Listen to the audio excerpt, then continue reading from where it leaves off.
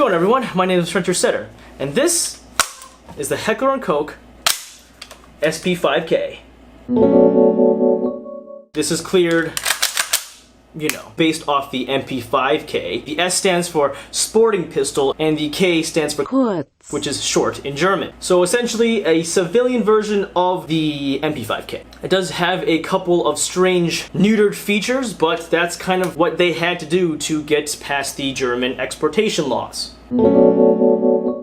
So this gun is dead accurate, and I cannot stress that enough. I have only shot it in this configuration though, so I don't know technically how it does stock. The recoil is super duper soft, and this is largely in part because of the famous roller delayed blowback system that the gun uses. A vertical grip would be really nice, but I don't really want to file that form yet, so ATF, swerve please! It does come with this weird bungee strap, so when you first buy the pistol, it doesn't come with all these add-ons. You're supposed to press it out and it holds onto your shoulder, and you're supposed to push out instead of pull in. Yeah, I've never shot it that way, and I don't ever intend to do it. A stock or a brace makes shooting this way easier and how it was meant to be, so definitely as one of the biggest upgrades to this is get a brace first, and if you want a stock, go file the form and get the stock. The original does have this like weird ass forend that you're supposed to like wrap your thumb around and kind of put it to the front near the barrel. I don't really like that, so I got rid of that right away and replaced it with this.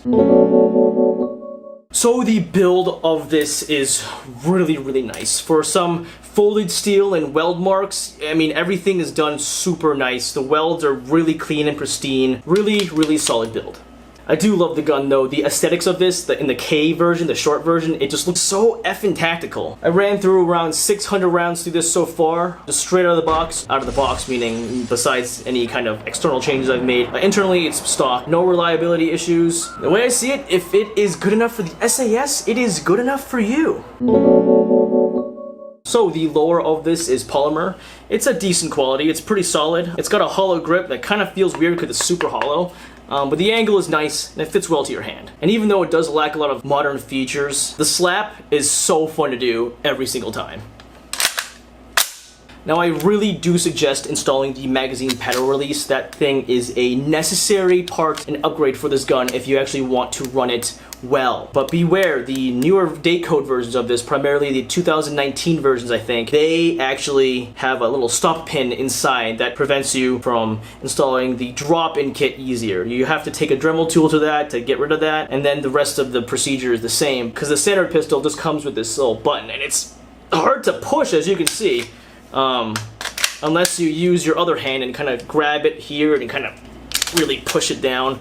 But the paddle is totally necessary. You just pinch it with your thumb and it comes out just like that. I usually just put my hand kind of here and I just pull back on the magazine well, and this is easy for me to strip the mag, as well as when it's empty, I can just flip my hand up and rack the bolt back and then switch down, pull that forward. So everything still works in this forward workspace here. It's okay. Oh yeah, that's the thing with the any MP5, is that if you have a fully loaded mag and you don't have the bolt back, it's like impossible to seat. So pull that bolt back, give it the good old slapper, and go.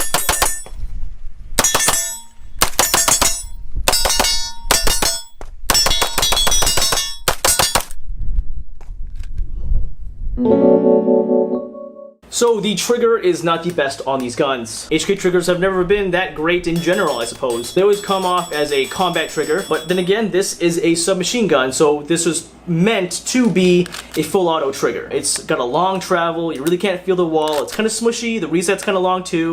Like I said, not too much to write home about in the trigger. But is it manageable? Of course it is. If you can shoot well with one thing, you can shoot well with everything. There are other variants of this gun made by like other companies. A whole bunch of clones out there. And I've heard good things about the clones, I've heard bad things about the clones. So it really depends on if you want to support Turkey or not. Yeah, pretty much comes down to that, really. So field stripping is pretty simple too. There's these two pins in the back, one on the top receiver, one on the lower. You just push those out, and then you just take off the end cap and then you just take out the whole lower receiver, and then the whole recoil assembly will come out with the bolt carrier group, which is the roller delayed lockback. As you can see, the rollers on the side here that delay the gases from traveling back, which really helps with recoil. It's crazy how well this system works. I did not believe the hype of roller delayed until I shot this gun, and I'm like blown the fuck away. It really does make a huge difference, and it is a pleasure to shoot. Make sure to oil the insides because it can be prone to rusting. That's just kind of what happens with these steel folded guns. So something to kind of keep in the back of your mind there. As with all their barrels, the HK barrels are awesome. This is cold hammer forged with a polygonal grooved barrel, really easy to clean. It actually has these little flutes in there too, really helps with extraction. So there are a lot of features missing from this pistol, even when you compare it to the clones. So as you can see, one of the drawbacks here is the barrel is the non-threaded, non-trilug barrel. This is the default HK barrel here. You can get aftermarket ones like this BNT one, but it does not come standard. It comes with this weird forend that I just freaking can't stand. It doesn't come with the paddle release, which I think is necessary to even operate this gun. The rear comes with that stupid bungee and not a brace or a stock. Also, it doesn't come with the main diopter drum. The diopter drum is super important, I think, in terms of aesthetics and as well as function. It comes with this weird grooved one, which kind of makes it look like a pistol sights. I don't really like that. The diopter drum is far better than that, so you can pick that up pretty quick too. But the nice thing is, from the factory, it does come with this huge rail here to mount any of your optics. And I still kept with the original claw mount here just because I can put my optic a little farther back, which gives me leeway when I want to operate the charging handle here. See, my hand isn't near the optic at all. Well, it's near, but it's not like hitting it, and it's still easy to do the slapper. There are a lot of third-party mags, which is great because the original ones from HK are pretty expensive. There's a lot of aftermarket parts too, just because this platform has been out for such a long time. If you need something for it, you'll probably be able to find it on this. There's also a lot of brace options and stock options for this too. I've seen people throw on like a buffer tube adapter and use their actual AR stocks on this, which is pretty neat too. But I do like the look of the SB tactical brace, even though the length of pull is kind of short. There is a binary trigger made by Franklin Armory that's pretty cool. So, SP5Ks are really, really expensive.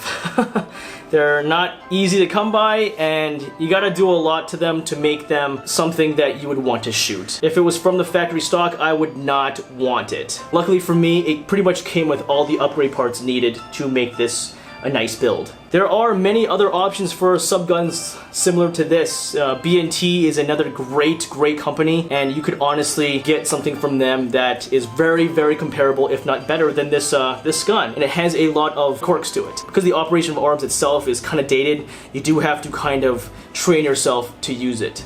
As I said before, clones do exist, but your mileage may vary on them. This is a very niche item, and it's definitely not for everyone. But if you have sought after the MP5 or the MP5K as long as I did, you will totally be happy with an original HK gun. But yeah, I hope you guys enjoyed this quick video. I know it's not much, but if you want to see more of this kind of content, feel free to subscribe and like and share and whatever. This is Frontier.setter. Always remember, stay tactically kawaii.